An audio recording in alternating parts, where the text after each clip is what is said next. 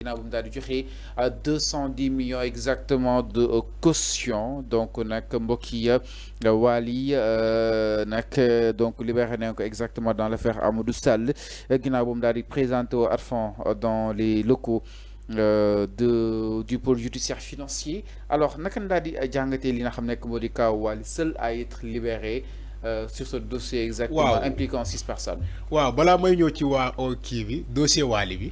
Fallou dama bëgg nga déglu son avocat Abdou Dialy Kane maître Abdou Dialy Kane lu mu wax démb ba pare ñu ñëwaat ci loolu. A été inculpé pour les infractions d'association de malfaiteurs et de blanchiment de capitaux.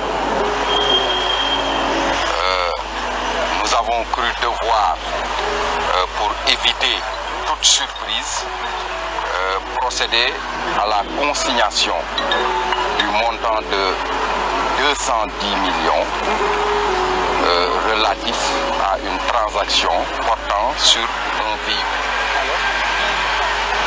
Alors, à la suite de ça, le juge d'instruction lui a accordé la liberté provisoire. Je tiens à préciser, parce qu'il y a beaucoup d'amalgames qui sont faits autour de la question de consignation. La consignation n'a absolument rien à voir avec la culpabilité. La consignation, c'est une offre qui est faite à une personne poursuivie par le code de procédure pénale. Et que donc, à la fin de la procédure, si la justice considère que la personne qui a procédé à la consignation est innocent, les sommes qui ont été consignées vont lui être restituées. Donc il faut arrêter de faire cet amalgame en considérant qu'une personne qui consigne fait un aveu de culpabilité. Donc globalement, c'est ce qu'on peut retenir à la suite de cette audience. Ibrahima Wally Seck est totalement libre de ses mouvements et maintenant la procédure d'instruction va continuer jusqu'à son terme. Il est fort, Ibrahima Wally Seck. Bon, voilà. Alors donc inculpé, le mot inculpé, voilà. C'est-à-dire l'inculpation de Wally Seck, qu'est-ce que ça veut dire? Il a été inculpé par un rapport de CENTIF. Okay. Donc le procureur financier judiciaire. Mais Abdou Dialy Kane wax na lu am solo Arfan. Voilà. nee na éviter leen ñi ci jàpp ni Ibrahima Seck wala Wally dafa remboursé wu dafa cautionné. Non, on n'a pas dit remboursé. De cette affaire, on a parlé de consignation. Wally Seck dafa jot a xaalisam Arfan. Exactement. Il faut le préciser ba tey mi en présomption d'innocence am àtteeguñu fayul dafa cautionné Arfan. Exactement xam nga quand Fallou. boo gisee ma def. Excusez-moi boo gisee ma def ñu déglu tuuti avocat am Abdou Dialy Kane c'est pour que ñu leeral tuuti ci le cas Wally Seck parce que Wally ses avocats ont déposé une caution dañoo consigné la même valeur citée par le rapport 200, c'est-à-dire que les 210 millions moom la avocat yi dem fay donc déposer caution dañu jël caution baatu caution mais avocat bi dafa wax lu am solo Wally a été inculpé par un rapport de CENTIF par le pôle financier judiciaire mais selon les informations Wally a nié dafa ne inculpation yëpp moom d'accord ci il a nié tout ça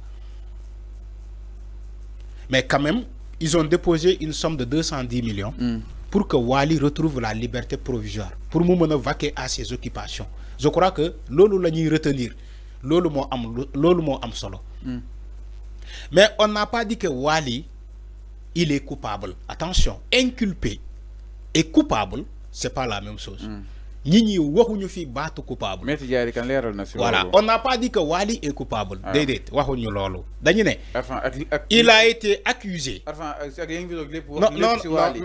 boobu ba tey yéen di wax. Fallou. ngeen ne du rëcc. dama ne un rapport de CENTIF en général. Fallou man je t'ai cité les formes.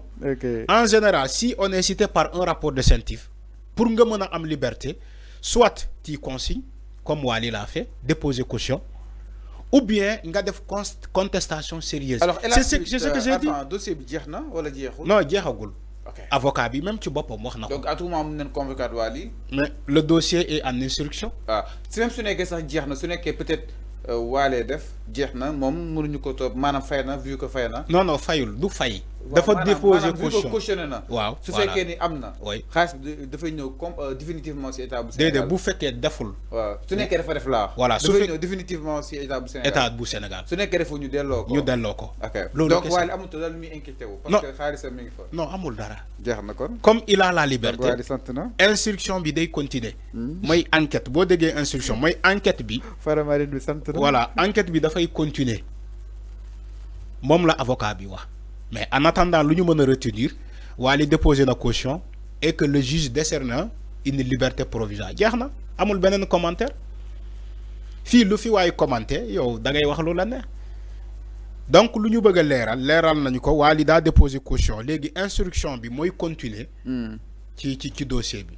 alors mais avant c'est-à-dire maanaam lii am na c'est-à-dire jeex na mais avant c'est-à-dire maanaam réduction des comptes bi des fois balaa ñu lay woow balaa ngay cautionner ñiy wax maanaam li ngay dégg si wàllu wu bëri peut-être si yow am sax ñu comprendre jàpp ni da nga fay ñuy jàpp ni yaa def entre autres avant est-ce que approche par rapport ak rapport yi génn récemment si scientifique est-ce que approche bi baax na avant.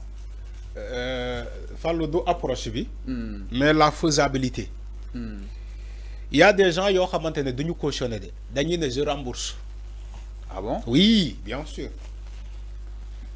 Alors, Régis, mais le lol à faire, Régis. Non, dama soj. Alors, donc Fallou. Alors, tu es enrhumé. Je suis enrhumé, oui. Alors, Fallou, il y a des gens yoo xamante ne gis nañu ko fii ci la reddition des comptes. Des gens qui disent je rembourse.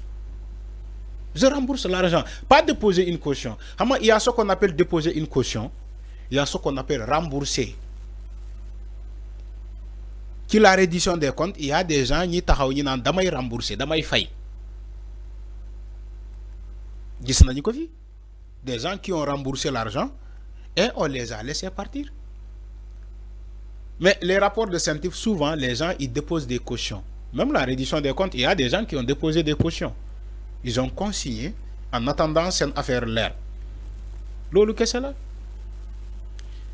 Mais si nous avons battre remboursé et battre cautionné.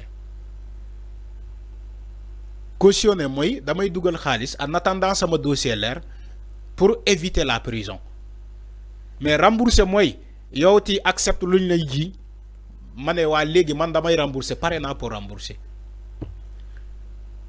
Alors mais avant dañuy naan tout le temps tamit affaire caution affaire caution bi ñu ne ñu amul caution comme ñoom ñoo nekk ci kaso bi loolu itam naka na ko daal di jàngatee c'est-à-dire mën la tudd ci dara te defoo ko enquête bi di continuer yow lan moo la leer ni ko defoo ko exemple fekk mandat de dépôt la soo nekkee amoo caution doo mën a libre concrètement loolu itam naka na ko daal di jàngatee parce que ñoom ñëpp arfan ñëpp am seen présomption d'innocence en attendant ñuy jeexal li nga xam ne mbir yi parce que tey Moustapha Diop am na liberté provisoire ni si ñëw ça veut dire quelque chose en fait entre autres oui mais boo amulee caution soo amulee caution nooy def da ngay dem kaso waa léegi da ngay dem kaso léegi am caution fay ko am caution si nga dem kaso waaw bien sûr au moins que nga andi contestation sérieuse Fallou da ngay déglu mais ñu ne seen ci surtout des mandats de dépôt non déedéet waaw mandat de dépôt bi waaw lu lay wax mandat de dépôt bi mën nga ko éviter ginnaaw nga def ñaari mbir mi ban ak ban déposer caution ñu accepter caution bi parce que si la caution n'est pas acceptée le juge même peut refuser la caution il y a fàttaliku les cautions de Farba et autres et Tahirou Sarr le juge n'est pas obligé automatiquement d'accepter la caution parce que ñoom ñuy déposer caution dafa am ay formes yu bëri yi ñuy déposer seen caution kii day ñëw mu déclarer patrimoine damay andi terrain ma ñëw Thierno il prend le dossier de Wally pour faire de la politique man nekkuma foofu xaaral ma ñëw dama ne ci forme de caution bi am na ñoo xamante ne dañuy déposer ay mbirum suuf kii ne jël naa sama terrain bi nekk Mbaan kii jël naa sama terrain bi nekk Thiès jël naa sama kër bu nekk Mbour Saly def ko comme caution le juge ne la yow patrimoine bi nga déposé man duma ko accepter pour ginnaaw ni que pour diverses raisons est-ce que yow li nga déposé comme caution ñun toutefois buñ ko évaluer est-ce que mën naa rembourser somme buñ lay jiiñ. alors mi non beneen bi ma ñëw beneen bi nga ñëw nga ne da nga déposé ay terrain ay suuf ay oto. juge bi gis ni que li nga déposé nekkul sa tour. ok yaa ngi dégg. nekkul sa tour. donc juge bi mënul accepter caution boobu. alors mi ngi noonu leer na. alors nga ñëw beneen bi nga ne damay cautionner damay déposer xaalis biir xaalis juge bi ñëw ne la xaalis bi nga bëgg a cautionner foo ko jëlee. alors mi ngi noonu kan moo la jox xaalis. ñu évoluer mi ngi noonu c'est clair. yaa ngi dégg léegi beneen bi pour éviter la prison fallu 30 secondes pour éviter la prison beneen bi en dehors de la caution da ngay def contestation sérieuse bi ma doon wax mooy maanaam nga indi ay këyit ay firnde yu leer ni que man defuma. voilà preuve yaa ngi nii. leer na ñu loolu boo ko defee doo dem mandat de dépôt. ñu ñëw si beneen ponk exactement ginnaaw li nga xam ne moo di justement mbiru Wally Ballago Seck